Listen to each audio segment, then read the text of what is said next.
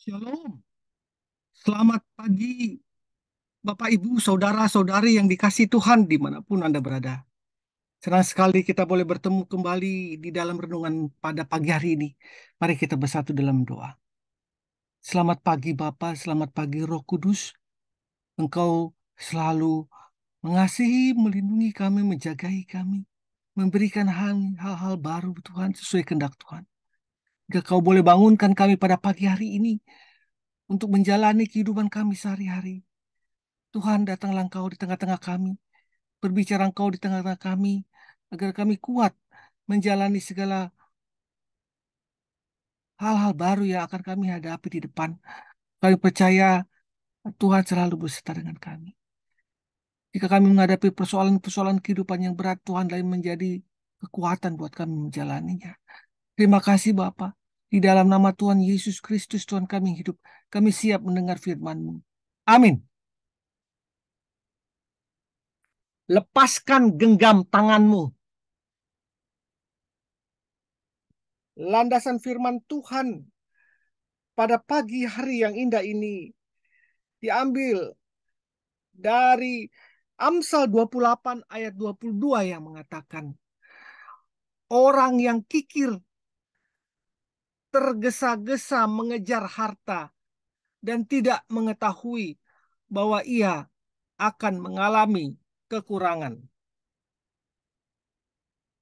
Daniel Dancer, salah seorang warga Inggris yang terkenal pelit, meninggal 30 September 1794. Ia adalah generasi ketiga dari orang pelit. Sifat pelit kakek dan ayahnya menurun kepadanya. Meskipun memiliki tanah dan pemasukan tahunan yang banyak, ia hanya makan sekali dalam sehari. Ia tidur di atas karung dan memakai baju rombeng demi untuk hartanya.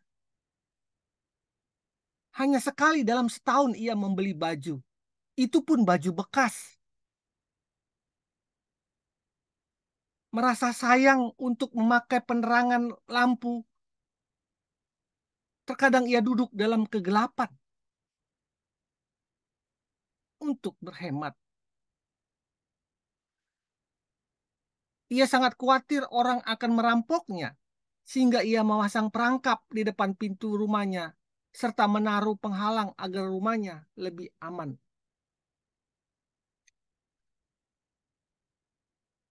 Meski tidak aman uang disimpan di dalam rumah, ia selalu mencari tempat yang sepi gelap untuk menyembunyikan uangnya. Kadang-kadang ia menyembunyikan uangnya di bawah tumpukan pupuk.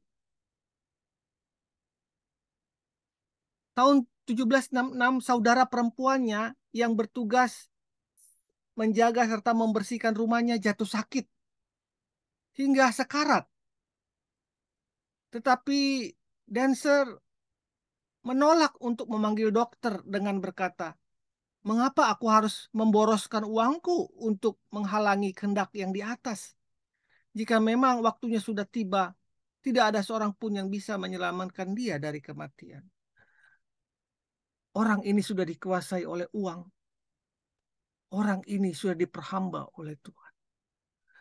Bapak Ibu yang dikasih Tuhan, Daniel Dancer dengan sifatnya di dunia ini, tidak sedikit orang yang memandang seperti Daniel Dancer.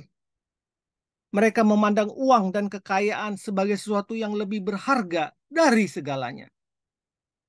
Begitu berharganya kekayaan tersebut dalam pendilian sebagian orang, sehingga mereka merasa sayang untuk mengeluarkannya, meskipun untuk hal-hal yang sangat-sangat penting.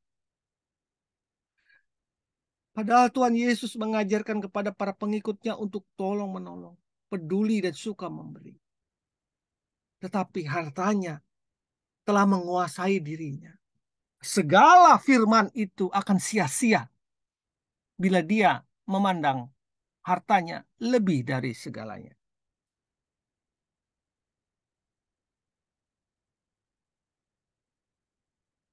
Banyak orang kikir yang tangannya selalu tergenggam. Tergenggam alias tidak mau memberi. kepada orang lain, bahkan kepada dirinya sendiri, karena dia sudah dikuasai oleh uang itu. Memberi adalah tantangan yang paling berat bagi orang kikir, karena ia berpikir bahwa dengan memberi, maka hartanya akan berkurang. Ini adalah prinsip yang sangat bertolak belakang dengan firman Tuhan. Ingatkah kau akan firman Tuhan di Matius 19 ayat 16?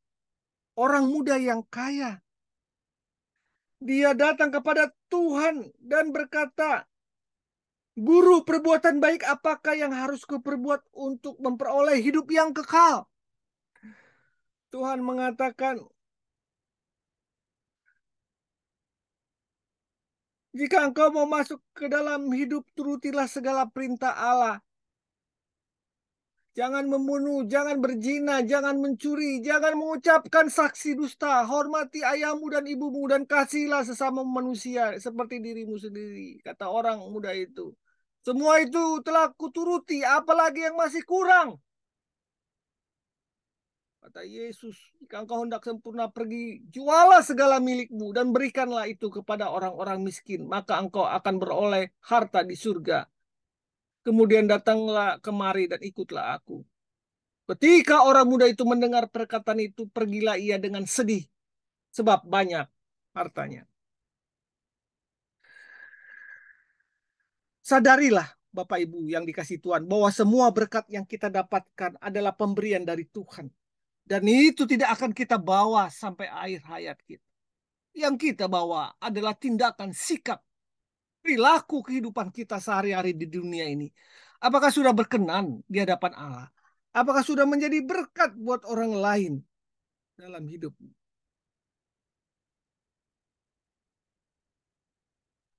Jika berpatokan pada kebutuhan hidup yang kita alami hari demi hari, yang terus bertambah, maka kita tidak akan pernah bisa memberi. Tetapi kita pasti bisa memberi jika kita memutuskan untuk melakukannya dan menyadari bahwa itu adalah perintah Tuhan. Pengkhotbah 11 ayat 1 mengatakan, "Lemparkanlah rotimu ke air, maka engkau akan mendapatkannya kembali lama setelah itu." Di satu sisi kita memang harus belajar hidup hemat, tetapi hemat tidak sama dengan kikir. Orang yang hemat adalah dia yang bisa mengatur uangnya sehingga memungkinkan untuk tetap menjadi berkat dan memberi meskipun ia tidak punya uang yang banyak. Mari kita berdoa dengan sungguh-sungguh akan hal ini. Tuhan, beriku hati yang mau memberi dan mau menolong sesamaku melalui apa yang Kau percayakan dalam diriku. Engkaulah sumber berkatku. Di dalam nama Tuhan Yesus aku berdoa, ya Tuhan, mampukan aku untuk menghalau segala godaan akan harta yang kumiliki. Di dalam nama Tuhan Yesus. Amin. Berharga tidaknya kehidupan seseorang dapat diukur dengan apa yang ia kejar selama di dunia ini. Selamat pagi. Selamat berkarya. Tuhan Yesus memberkatimu. Memberkati keluargamu. Amin. Amin.